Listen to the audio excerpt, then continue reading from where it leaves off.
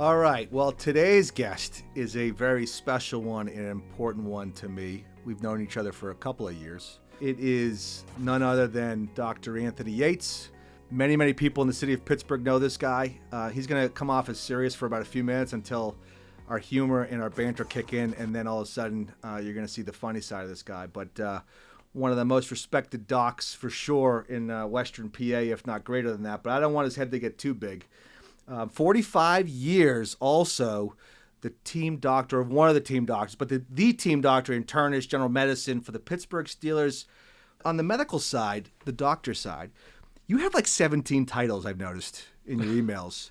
What are they all? And just give us like your background, pre-football, although I know you do it in parallel, but like tell us about like the medicine side. And I don't even know how to describe it, but hopefully you can.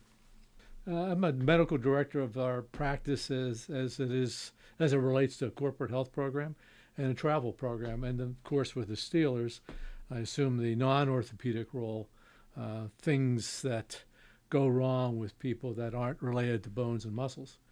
And in that context, having been with the NFL and with the Steeler Club, they can't ignore me. I end up being the president for the NFL's Physician Society, and that's another title, and it's a 2-year title, and it got me on television. Which we're going to cut to that video right now. 3 Steelers come toward him,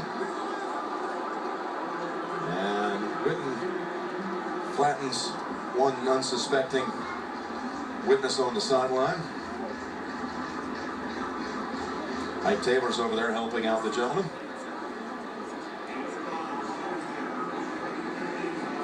Welcome to the NFL. Yeah. We're going to pivot from some of the cool Steelers stories to, what I would say is, the last year plus or so of what's happening around telemedicine and telehealth. It's interesting because PwC published a recent paper talking about the velocity or the acceleration of telehealth because of COVID, right? What was your experience seeing patients? And I don't want to say for the first time because I was showing me on FaceTime or video time or whatever it's called. I was showing you everything wrong with me for years. So you and I were doing telehealth. I don't know if you knew that. Obviously, we were way ahead of the curve. We were ahead of the curve. We were experimenting telehealth. We should start our own company and done telehealth. Imagine that. We would have been ahead of everything. What's been the hesitation of why it wasn't used so early? I don't know. I mean, there are many avenues where it wasn't up to speed at the time. And on the physician side, everyone had to come up to speed, including all their support folks. So there was that learning curve. I miss my teams, sitting in the room, collaborating, those long hours, having fun, having a rough day and just going to grab a bite to dinner with people. I'm looking forward to having it all back. Well, let's not thank the pandemic, but I think the hybrid enjoyment of working from home and efficiencies therein and family, and yet still meeting with the team face-to-face, and I don't mean by a video mechanism, but in the same room, is, I think, something that all of us are going to enjoy over the next decade.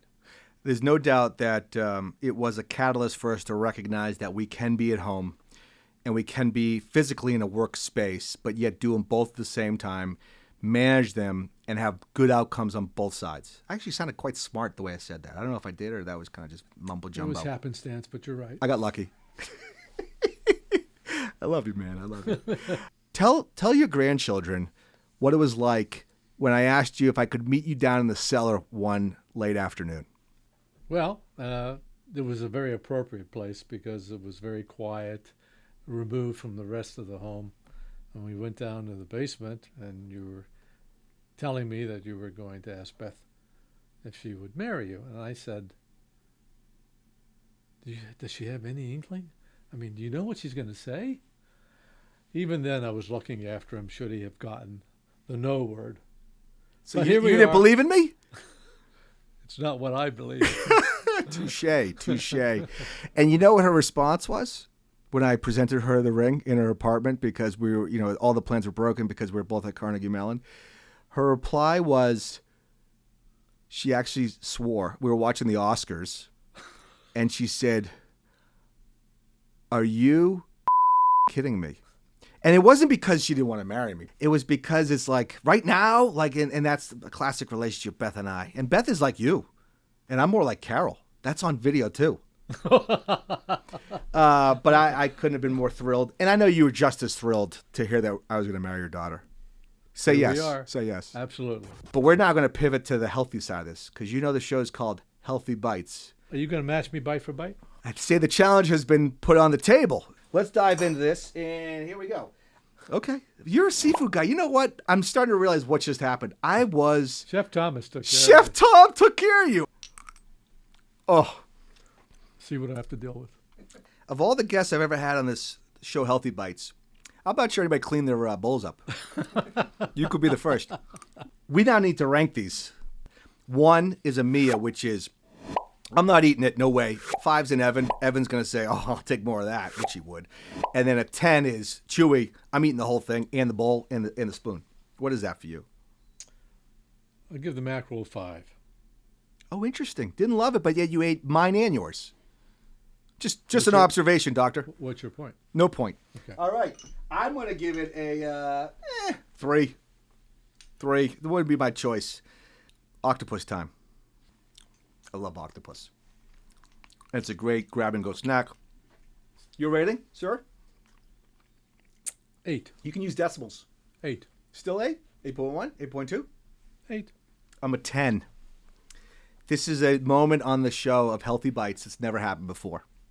Healthy Bytes has seen its first 10 for me. That is a 10. You can't, I mean, you can. The people watching this, everybody's nodding their head. That's the first time I have ever given a Healthy Bite a 10. We have a little, oh, there he comes, and there she comes. Evan K and Mia K wanted to come in off the bus and say, happy 45 plus, and blow it out. You got to blow it out quickly. Don't forget, blow it out. 1, 2, 3, go. Thank you for being an amazing pap. There's one more. Evan's got it. Give a big hug. Pap. Look who's got here. Ah, thank you. Mia and Evan, quickly. The camera's running right now. How much do you enjoy this? The newscast and the social media? On a scale of 1 to 10, 1 is Mia, which is I don't want it anymore. I don't like it. A 5 is Evan, which is I like it a lot, actually. I'll take another. And then 10 is Mr. Chewy. I'll take it all. I love it all the time. Go ahead, rate it 1 at a time. Not the cookie cake, but the actual being here with us. You guys started this I'll whole go thing. like a 2.7. 2.7, which means like, we Probably do like it. A 4 and a 5 if you include the cake. Oh! Mia is always thinking, negotiating, and that's a wrap. Everybody say thank you, bye. Thanks everybody for being here. And oh wait, don't forget Beth. She's the one who is my opposite and knows how to deal with me full time. I didn't get to give my rating. Oh, what's your rating? Go ahead. What's your rating? 1.2. Oh, that's a Mia. Thank you for being on the show. Healthy Bytes. Don't forget BYTES. When you want a bite, grab a Healthy Bite.